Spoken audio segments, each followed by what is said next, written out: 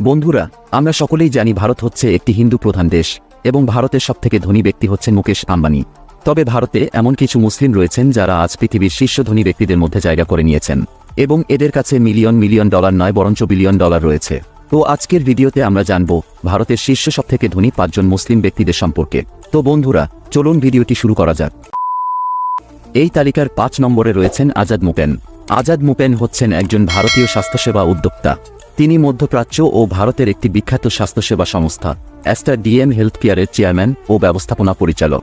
আজাদ মুপেন 1953 সালে ভারতের কেরালা রাজ্যের একটি মুসলিম পরিবারে জন্মগ্রহণ করেছিলেন এবং তিনি দিল্লি বিশ্ববিদ্যালয় থেকে MBBS অর্জন করেন। এরপর একজন সাধারণ ডাক্তার হিসেবে কেরিয়ার শুরু করেন। তবে আজ তিনি 18টি হসপিটাল, 90টির মতো ক্লিনিক এবং 200টিরও বেশি ফার্মেসির মালিক।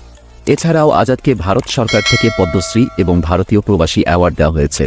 তো 2024 সালের তথ্য অনুযায়ী বর্তমানে আজাদ মুপেনের মোট সম্পদের পরিমাণ প্রায় 2 বিলিয়ন মার্কিন ডলার, যা বাংলাদেশি টাকার প্রায় 23,500 কোটি টাকার সমান। এরপর 4 নম্বরে রয়েছেন খাজা ইউসুফ হামিদ। তিনি হচ্ছেন একজন ভারতীয় বিজ্ঞানী এবং ব্যবসায়ী। তিনি হলেন ভারতের বিখ্যাত ওষুধ কোম্পানি সিপলার মালিক, যা তার পিতা খাজা আব্দুল হামিদ 1935 সালে প্রতিষ্ঠিত করেছিলেন। এইডস রোগের ওষুধ সন্ধানকারী প্রথম বিজ্ঞানী হচ্ছেন এই ইউসুফ হামিদ।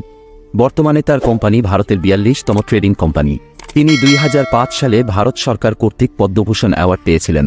তো 2024 সালের তথ্য অনুযায়ী বর্তমানে ইউসুফ হামিদের মোট সম্পদের পরিমাণ প্রায় 3 বিলিয়ন মার্কিন ডলার এবং যা বাংলাদেশি টাকার প্রায় 35,200 কোটি টাকার মতো। এরপর 3 নম্বরে রয়েছেন শামশির ওয়ালিল। শামশির ওয়ালিল হলেন একজন ভারতীয় ডাক্তার এবং ব্যবসায়ী। তিনি হচ্ছেন বুর্জিল হোল্ডিংসের প্রতিষ্ঠাতা ও চেয়ারম্যান। শামশির 1977 সালে ভারতের কেরালা রাজ্যের একটি মুসলিম পরিবারে জন্মগ্রহণ করেছিলেন। তিনি কর্ণাটকের এক মেডিকেল কলেজ থেকে MBBS অর্জন করেন। এরপর তিনি 2007 সালে তার নিজের কোম্পানি VPS হেলথ কেয়ার প্রতিষ্ঠা করেন, যা আজ পৃথিবীর বিখ্যাত কিছু স্বাস্থ্যসেবা সংস্থাগুলোর মধ্যে একটি এবং বর্তমানে তিনি প্রায় 23টি হসপিটালের মালিক। তো 2024 সালের তথ্য অনুযায়ী বর্তমানে শামশির ওয়ালিলের মোট সম্পদের পরিমাণ প্রায় 3.5 বিলিয়ন মার্কিন ডলার, যা বাংলাদেশি টাকার প্রায় 41,200 কোটি টাকা। এরপর 2 নম্বরে রয়েছেন MA ইউসুফ আলী। তিনি হচ্ছেন একজন ভারতীয় ব্যবসায়ী এবং উদ্যোক্তা এবং তিনি হচ্ছেন পৃথিবীর বিখ্যাত লুলু গ্রুপ ইন্টারন্যাশনালের মালিক। এই কোম্পানিটি এশিয়া ও আফ্রিকাতে শপিং মল, হোটেল এবং সুপার মার্কেট পরিচালনা করে। ইউসুফ আলী 1955 সালে ভারতের কেরালায় জন্মগ্রহণ করেন। খুব অল্প বয়সেই তিনি তার চাচার ব্যবসা সামলাতে আরব আমিরাতে চলে যান। এরপর তিনি 2000 সালে লুলু গ্রুপ ইন্টারন্যাশনাল প্রতিষ্ঠা করেন, যা আজ পৃথিবীতে 200টিরও বেশি শপিং মল পরিচালনা করছে। তিনি 2005 সালে পদ্মভূষণ এবং 2008 সালে পদ্মশ্রী অ্যাওয়ার্ডে ভূষিত হন। তো 2024 সালের তথ্য অনুযায়ী বর্তমানে ইউসুফ আলীর মোট সম্পদের পরিমাণ প্রায় 9 বিলিয়ন মার্কিন ডলার, যা বাংলাদেশি টাকার প্রায় 1,06,000 কোটি টাকা। এরপর 1 নম্বর এবং ভারতের সবথেকে ধনী মুসলিম ব্যক্তি হচ্ছেন আজিম হাশিম প্রেমজি। তিনি হচ্ছেন একজন বিখ্যাত ভারতীয় ব্যবসায়ী এবং তিনি হচ্ছেন ভারতের বিখ্যাত কোম্পানি উইপ্রো লিমিটেডের মালিক। তিনি কয়েকবার টাইম ম্যাগাজিন দ্বারা পৃথিবীর 100 জন সবচেয়ে প্রভাবশালী ব্যক্তির তালিকার একজন হয়েছিলেন।